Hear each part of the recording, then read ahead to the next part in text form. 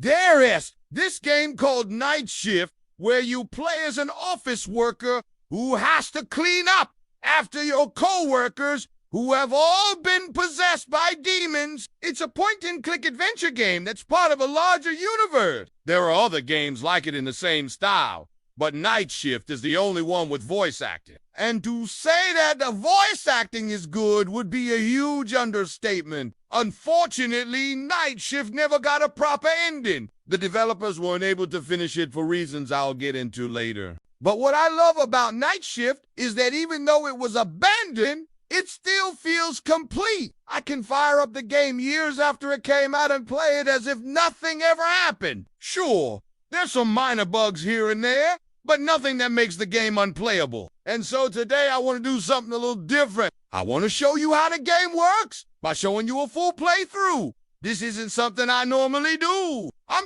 usually more focused on the development side of things rather than just playing the game. But Night Shift is so unique and special to me that I really wanted to share it with you guys and show you why I've been so excited about it for so long. So grab a coffee, sit back, relax, and enjoy the show. All right, let's start from the beginning. You awaken in your bed to the sound of your alarm clock. Your boss, Mr. Weimer, is waiting for you at your desk. He's been waiting for you because he has something very important to tell you. See, the executives have decided that starting immediately, you will no longer be paid by the hour. Instead, they'll be paid a flat rate for cleaning up the office after everyone leaves work for the day. To demonstrate what he expects of you, Mr. Weimer shows you around the office, pointing out the areas that need to be cleaned. The checklist starts small, getting a coffee pot ready for the next day, disposing of the garbage, what quickly becomes more gruesome.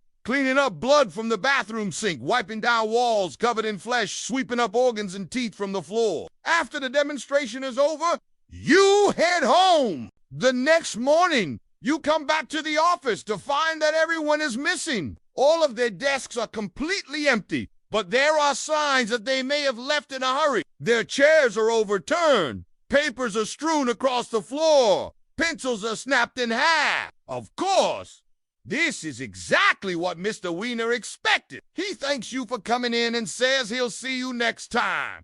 And with that, the night shift begins. Your first task is to figure out what happened to everyone.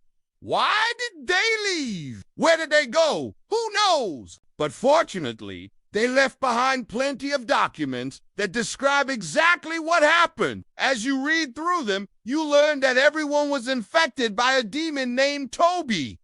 The documents also explain that to beat the game, you have to destroy 3 artifacts hidden somewhere in the building, which coincidentally happens to be the checklist that you're given at the start of each night. But just when things start to feel like they're going well, you hear chains, dragging metal moans, and you know whatever you do, you can't stay in that room. Suddenly, lights flicker, the door slams shut, and the game turns into an intense escape sequence. You gotta move fast. You got TA dodge obstacles, and you got TA hope that the animation doesn't skip, or else you will get squished into a pen. Once you reach the end of the hallway, you safely enter another room and breathe a sigh of relief. However, that sigh of relief only lasts until you realize that you're trapped in a room with a one-way mirror directly across from a security office. Yep, you guessed it. You're being watched. In fact,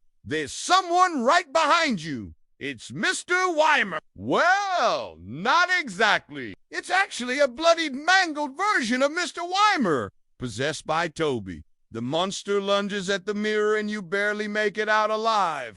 Just when you think things can't get any worse, the lights turn off and you're plunged into total darkness. You frantically stumble around until you find an exit. And as soon as you step outside, you hear a voice saying, "Game over! Try again!" Now, depending on what route you take, you can either try again or quit. If you quit, you lose. But if you try again, well, the game will simply start over. That's right. Night Shift is a roguelike. Not everything is randomized, but each run is slightly different. For example, In my last playthrough, I found a note that told me to flip the breaker box switch at the end of the second hallway. Normally, that switch doesn't exist. I don't know why it was there, but that allowed me to get further into the game than usual. But eventually, I ran out of health and died again. This time, the screen didn't say game over. It said continue and showed me the option to load a previous save file. Since this is a night shift playthrough, not a let's play, I'm not going to waste your time watching me die over and over again. Instead, I loaded up a save file from earlier in the game and continued my quest to find out what happened to this place. You'll spend the first night doing research, trying to learn more about what happened here and what you can do to stop it. This leads to the discovery that Toby entered the building at around 3 a.m. Armed with this knowledge, you can set your own schedule for the following nights, choosing to start work early or late, but also risking running into the monster early or giving it more time to grow stronger. I chose to start early because I figured I could take advantage of Toby being weaker, and also had the added benefit of giving me more time to explore the building before the power went out. I made my way through the first few rooms and picked up more items to add to my arsenal. Each room is filled with clues about what happened to the previous employees and what their obsession with Toby means. You'll discover that the story of Night Shift takes place within the larger story of the back, a mysterious labyrinth of empty office space where the walls are carpeted and the floors are made of tile. Like Night Shift, the back rooms is its own thing, but it's existed for much longer. There are hundreds of stories already written about it. The wiki is almost 60,000 words long.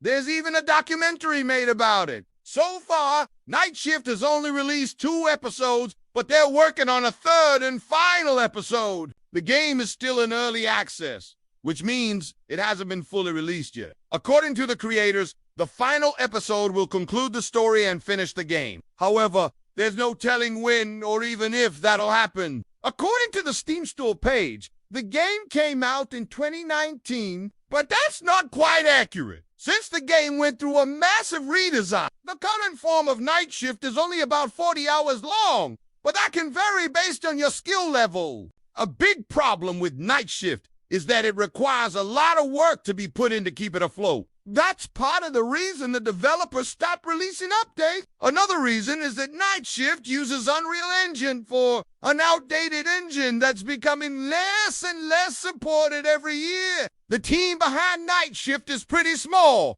just 2 people. They want to finish the game, but they can't do it unless they have the resources to support themselves. Fortunately, they've launched a Patreon account and are now accepting donations. If you want to play Night Shift, it's available on Windows, Mac, and Linux. On top of that, you can play the demo for free on the game's website. The demo is short and sweet. It gives you a taste of what Night Shift is like. But if you want to play the full game, it's going to cost you $20. Personally, I think it's worth it. Night Shift is unlike any other game I've ever played. It blends elements of a horror, storytelling, and an authentic retro. Look at the early internet. With each new playthrough, you get a deeper understanding of what happened here. And although it may seem impossible, you might actually stand a chance against Toby. Good luck!